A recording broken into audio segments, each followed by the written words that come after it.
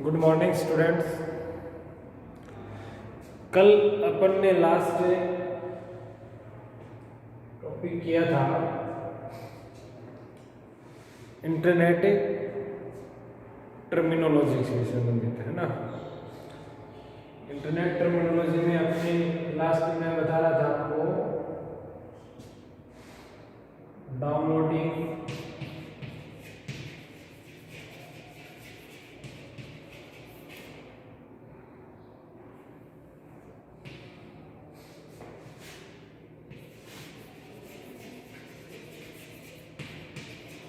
Uploading,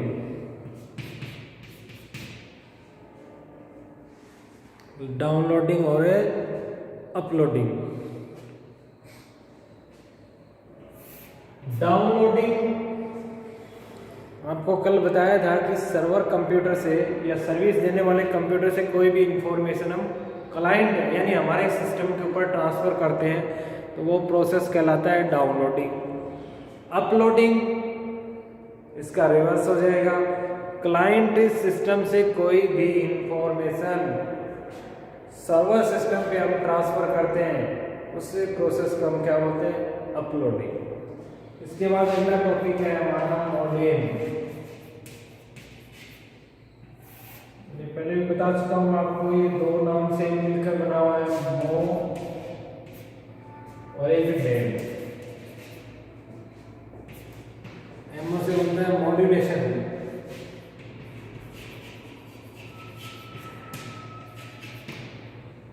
और इससे बनता है डीमॉड्यूलेशन।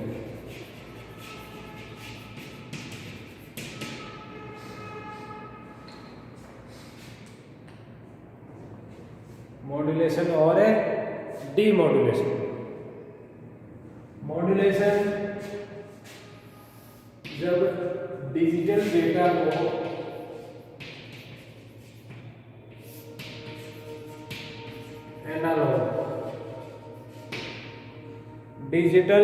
को एनालॉग में जब कन्वर्ट किया जाता है तो उसे हम बोलते हैं मॉड्यूलेशन। क्या बोलते हैं, मॉड्यूलेशन। और उसका वापस रिवर्स किया जाता है, एनालॉग से वापस से डिजिटल में कन्वर्ट करने का जो प्रोसेस होता है वो कहलाता है डीमॉड्यूलेशन। इसलिए ये एक डिवाइस होती है जो मॉड्यूलेशन और डीमॉड्यूलेशन का कार्य करती है।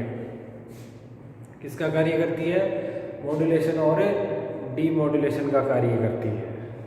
ठीक है, तो ये आपकी कल बताई थी मैंने टर्मिनोलॉजी जो इंटरनेट के अंदर अपन काम पे लेते हैं, यूज में लेते हैं।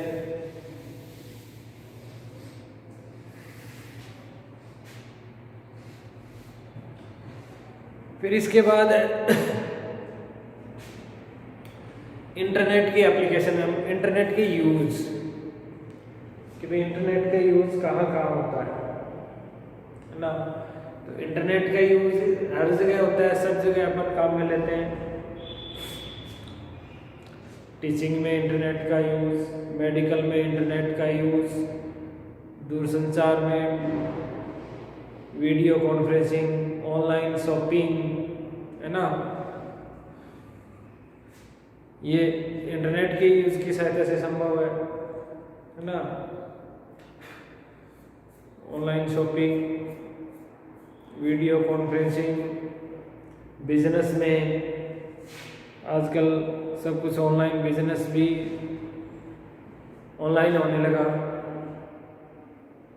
करती ना बड़ी बड़ी कंपनियां हैं, स्टोर वालों ने भी अपनी वेबसाइट बना दी है तो ऑनलाइन काम कराते हैं सभी। ऑनलाइन रजिस्ट्रेशन, एडमिशन भी ऑनलाइन होते हैं, ऑनलाइन एग्जाम वगैरह। फिर आपका गुड गवर्नेंस के लिए भी गवर्नमेंट उपक्रम के अंदर भी इंटरनेट का यूज होता है, जिससे हमें कुछ हद तक भ्रष्टाचार को कम करने में मदद मिलती है ना। और किस उसके ऑनलाइन फ्रॉडिंग में भी इंटरनेट का यूज होता है आजकल ना। ऑनलाइन फ्रॉडिंग बहुत ज़्यादा हो रही है। आतंकवाद के लिए भी आजकल ऑनलाइन का यूज होता है। तो इंटरनेट के ये बहुत सारे यूज है ना। ये कई बार क्वेश्चन पूछा जाता है, what is internet, explain its application, कि भाई एप्लीकेशन या इसके यूज हमें बताइए। इसके बाद आपका वेबसाइट पब्लिशिंग।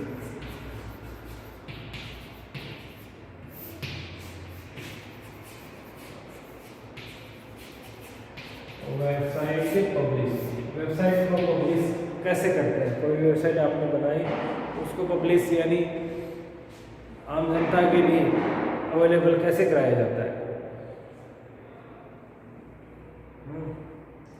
तो इसके अलग अलग कंपोनेंट होते हैं। जैसे सबसे पहले हमारा domain name, planning and registration. सबसे पहले डोमेन नेम के लिए प्लानिंग की जाती है और उसके ऊपर रजिस्ट्रेशन किया जाता है ना, सर्च किया जाता है। उसके बाद होस्ट को सर्च किया जाता है, जहाँ पर हमारी इंफॉर्मेशन स्टोर होती है होस्ट का, उसके ऊपर रजिस्ट्रेशन करेंगे अपन। भी होस्ट ऐसा सिस्टम अपन फाइंड करेंगे जो 24 आवर्स हमें सर्विस दे सके। तो होस्ट का हम सर्च करेंगे, होस्ट को सर्च करेंगे और वहाँ पे उसका अपना रजिस्ट्रेशन करवाएंगे।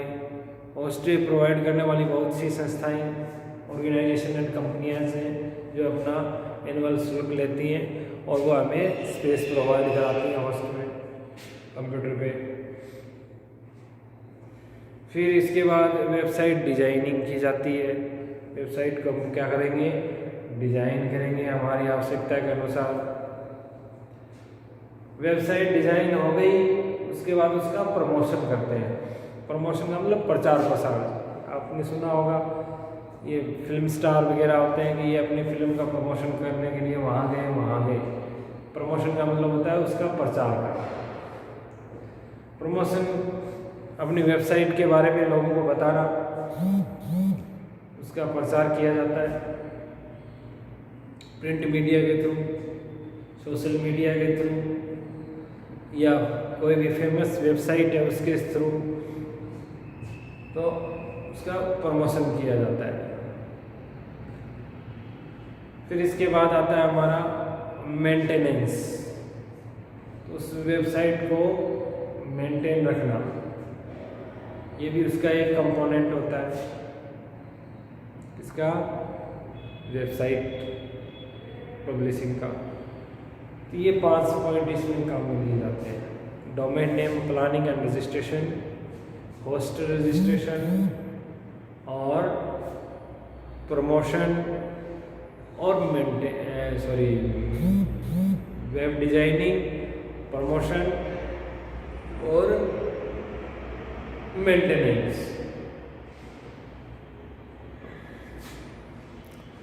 तो ये वेबसाइट पब्लिशिंग के कंपोनेंट्स हैं। इसके बाद आपका आता है सर्च इंजन।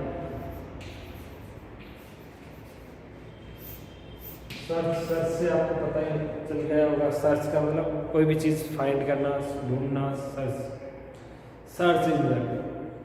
सर्च इंजन एक प्रोग्राम होता है, एक सॉफ्टवेयर होता है जो इंटरनेट पर अवेलेबल इंफॉर्मेशन को, इंटरनेट पर जो भी इंफॉर्मेशन है उसको फाइंड करने के लिए, कोई भी इंफॉर्मेशन को सर्च करने के लिए इस सॉफ्टवेयर का यूज किया जाता है। आजकल सर्च इंजन मार्केट में बहुत सारे अवेलेबल हैं, बहुत सारे मौजूद हैं।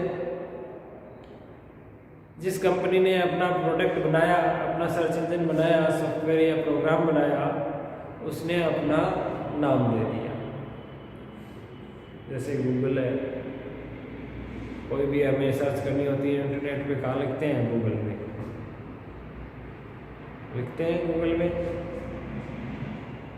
तो इंटरनेट पर जो भी अवेलेबल इंफॉर्मेशन है, वो संभावित इंफॉर्मेशन गूगल हमें हमारे सामने रिप्रेजेंट कर देता है। याहू सर्च इंजन होता है ना। बहुत सारे सर्च इंजन है मार्केट में अवेलेबल, अलग अलग नाम से, अलग अलग कंपनियों के द्वारा तैयार किए गए। सर्च इंजन एक सॉफ्टवेयर होता है जिसकी सहायता से अपन क्या कर सकते हैं, इंटरनेट पर अवेलेबल इंफॉर्मेशन को सर्च कर सकते हैं। जो हमें आवश्यकता हो, रिक्वायरमेंट हो, उसकी सर्च इंजन की सहायता से हम सर्च कर सकते हैं। ओके, तो ये थी मोटा मोटी आपकी 3 यूनिट। क्या थी? 3 यूनिट। 3 यूनिट में क्या क्या करवा दिया? सबसे पहले डेटा कम्युनिकेशन, उसके एलिमेंट्स, दूसरा ट्रांसमिशन मोड और मोड के टाइप। 3 टाइप बताए आपको, सिंपलेक्स, हाफ डुप्लेक्स और फुल डुप्लेक्स। उसके बाद अपन ने किया कम्युनिकेशन मीडिया। कम्युनिकेशन मीडिया को अपन ने 2 भागों में डिवाइड किया, वायरलेस और केबल मीडिया।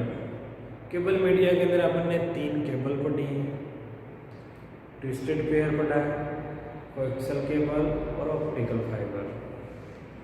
वायरलेस के अंदर माइक्रोवेव होता है, satellite, radio wave, infrared, Bluetooth, है ना, जिनकी सहायता से हम डेटा ट्रांसफ़र करते हैं, वो सभी वायरलेस के अंदर आते हैं, जिसमें वायर का यूज नहीं होता है ना। तो ये थी आपकी कम्युनिकेशन मीडिया।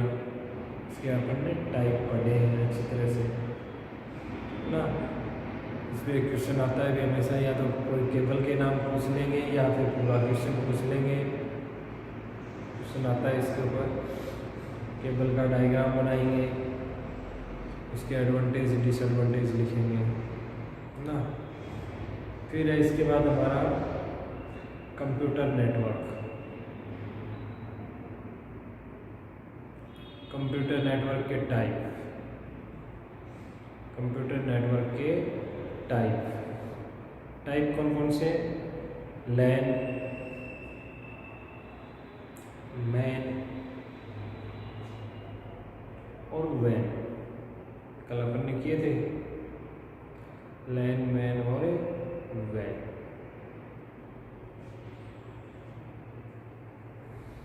क्लियर है? इसके बाद हमारा आता है OSI मॉडल।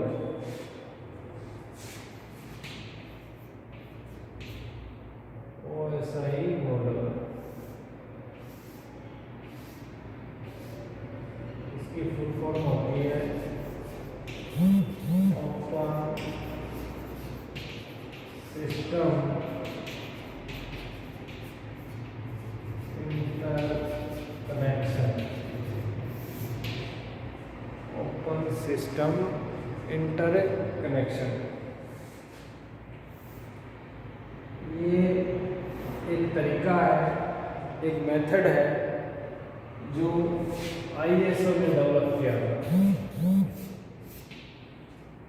ISO एक ऑर्गेनाइजेशन है, उसने डेटा ट्रांसफ़र करने के लिए एक मेथड दिया, एक विधि दी, एक टेक्निक दी। उसका नाम उसने क्या रखा? OSI। ISO आप देखते ही हैं कि ISO मार्का है कि या नहीं है, देखते ना अपन। और हर कोई भी अपन सामान खरीदते हैं उसके ऊपर लिखा होता है ISO, मोटे मोटे अक्षरों में आगे नंबर लिखे हुए आते हैं। ISO की फुल फॉर्म होती है आपकी international standard organisation. International standard organisation. इन्होंने 2 सिस्टम के मध्य डेटा आदान प्रदान करने के लिए एक मेथड दिया, एक विधि दी, एक टेक्निक दी। उस टेक्निक का नाम दिया OSI model, open system interconnection के नाम से। इसके अंदर उन्होंने जो डेटा ट्रांसफ़र होते हैं एक सिस्टम से दूसरे सिस्टम पर, उन्हें को उस रास्ते को, उस मेथड को उन्होंने 7 लेयर में डिवाइड कर दिया कि भाई ये इन स्टेप से होके गुजरेगा। उन स्टेप को उन्होंने क्या कहा, लेयर कहा। कितनी लेयर से होके गुजरेगा वो, 7 लेयर।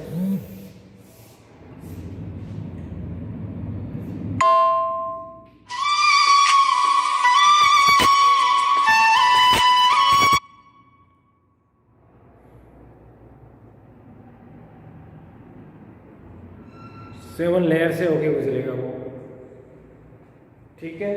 7 लेयर, सबसे जो नीचे वाली लेयर होती है उसको हम फिजिकल लेयर बोलते हैं। कौन सी लेयर बोलते हैं अपन, फिजिकल लेयर। फिजिकल लेयर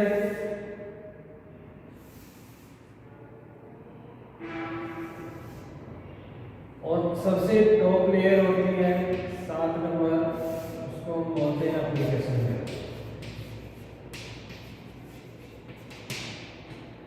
ये यूजर इंटरफेस लेयर होती है, यानी यहाँ पे यूजर काम करता है जो डेटा सेंड करने वाला होता है या रिसीव करने वाला होता है। इसी प्रकार से 7 लेयर्स, जिस सिस्टम पे अपन इंफॉर्मेशन सेंड कर रहे हैं उसमें भी ऐसे 7 लेयर बनी होती हैं। कोई भी इंफॉर्मेशन सिस्टम ए से बी पे हमें भेजना है तो 7 एप्लीकेशन लेयर से होते हुए वो मैसेज कौन सी लेयर पे पहुंचेगा, फिजिकल लेयर पे।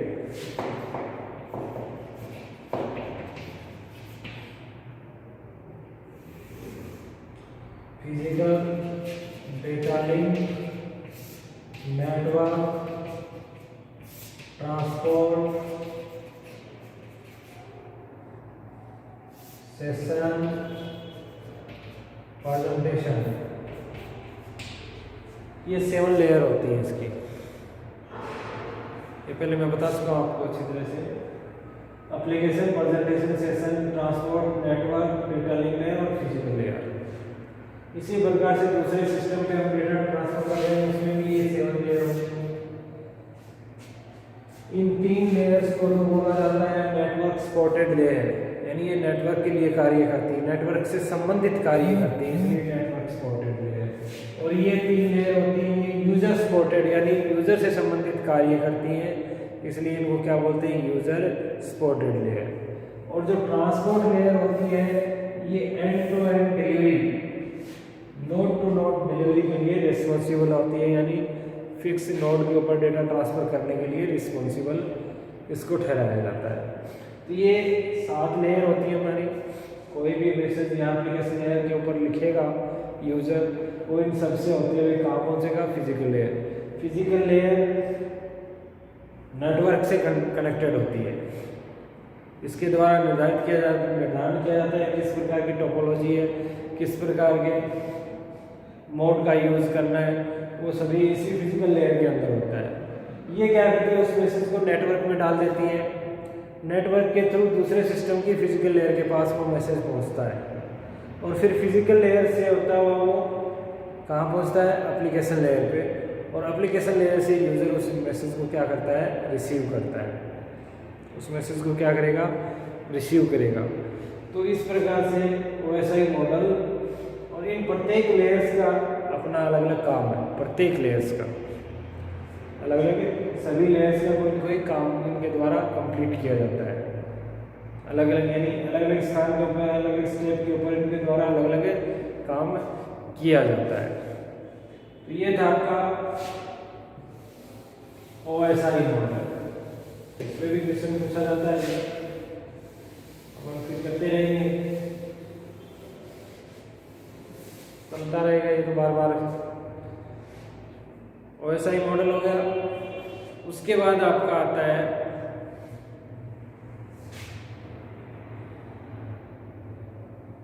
OSI मॉडल के बाद